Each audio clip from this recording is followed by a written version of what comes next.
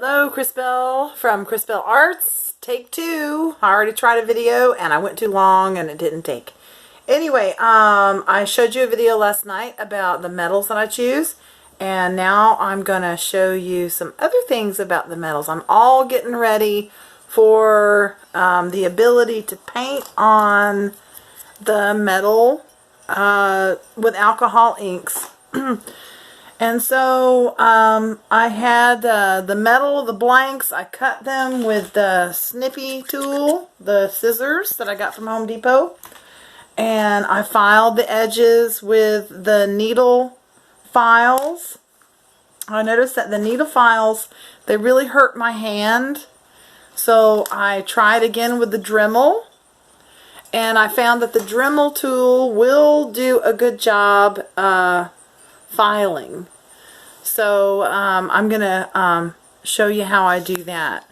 So let me set this up here. I don't have much tools, but we're going to try to get this to where you can see what I'm doing. And I'm going to go faster because I don't want to run out of time. But anyway, with these, I had a blank, and I take and I snip the corners so that they're not pokey. Just snip them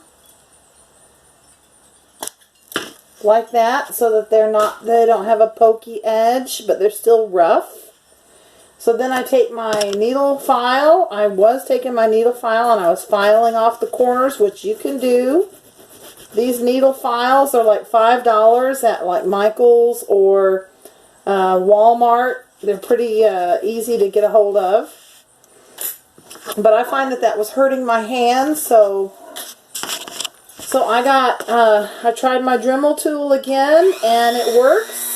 So you got to be careful and not nip your fingers, but this works very well to get the edges, and it works fast.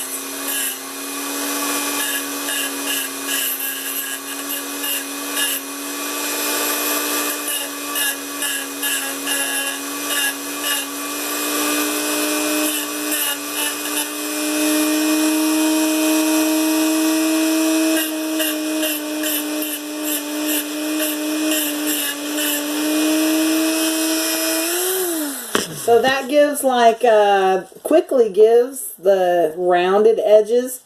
There's still a lot of rough metal, so I'll go with the needle file and I will take down any rough edges because it needs to be as smooth as possible for jewelry. I also learned a few things. I made a whole bunch of blanks that I already hole punched. And I used this tool that I bought from, I absolutely bought this from Michael's. And it does two sizes of holes, one itty bitty hole and then one that I like, it's a little bigger. I think it's 3 and 30 seconds. Anyway, and I already pre-poked some holes in it. And what I learned before I did that, but then I epoxied these and with the holes. I had already hole punched the blanks, like this doesn't have a hole in it. And I hole punched the blanks and then I sealed them, I painted them, I sealed them, and then I epoxied them. And just to let you know that the epoxy goes into the hole and it makes it very difficult, like it totally seals up the hole that you already made. And so I had to re-punch the hole with this tool. And when I did that, it lifted the epoxy off of the jewelry. And it ruined a lot of my pieces. Like here's a piece that totally got ruined because I had to re-punch that hole in the back after I had already punched it. And it lifted up all the ink and all the epoxy that was laid down.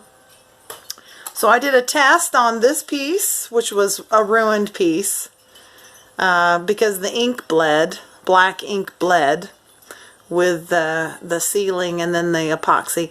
But when I repunch some holes in there that it was already epoxied. I noticed that it did not pull up the epoxy finish, and it was... So the lesson there was that don't punch the holes in your blanks before you totally paint them and epoxy them and you're ready to punch the hole in them.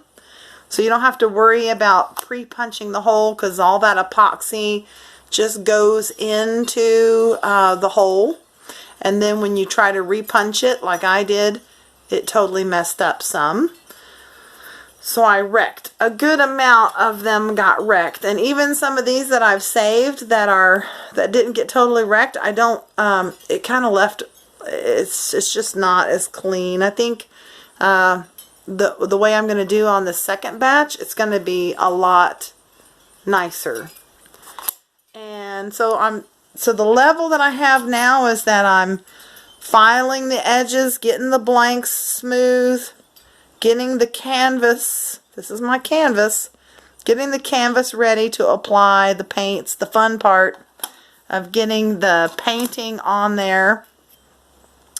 I will show you how I hammer the divots in. I think it's called a damper tool.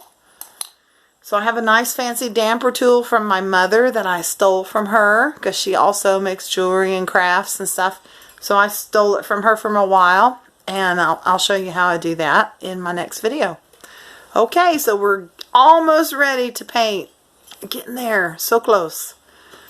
Tune in for this. See, this is the second video, and I'm going to do as many videos in this series as it takes to get to the final product. Okay, thanks a bunch.